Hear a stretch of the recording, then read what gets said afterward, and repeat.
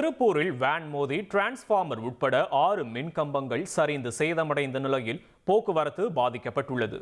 கூடுதல் விவரங்களை செய்தியாளர் அருண்குமார் வழங்க கேட்போம். அருண், வணக்கம். சீரமைப்பு பணி தொடங்கிருச்சு. அருண், இப்ப என்ன நிலவரம்னு சொல்லுங்க.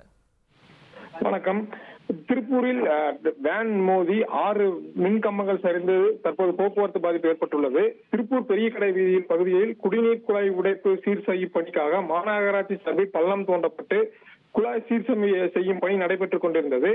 இதில் அப்பகுதியில் குறுகலான பாதை என்பதால் அனைத்து போக்குவரத்துமே எதுவுமே நிறுத்தப்படாமல் வாகனம் அனைத்துமே சென்று கொண்டிருந்தது. இதில் எதிர்பாராத விதமாக வேன் ஒன்று டிரான்ஸ்பாரம் மீது உரசியது.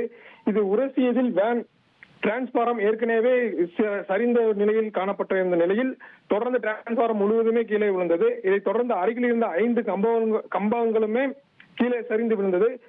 இதைத் தொடர்ந்து அருகில் இருந்த மற்ற 5 கம்பங்களும் கீழே சரிந்தது.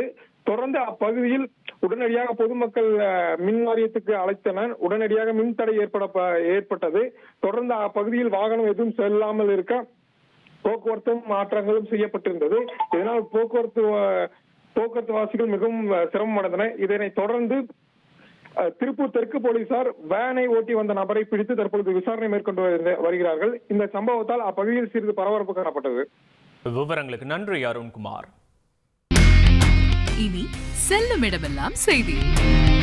தந்தி டிவியின் வாட்ஸ்அப் சேனலை ஃபாலோ பண்ணினா செல்ல இருக்கும் இடமெல்லாம் செய்தி.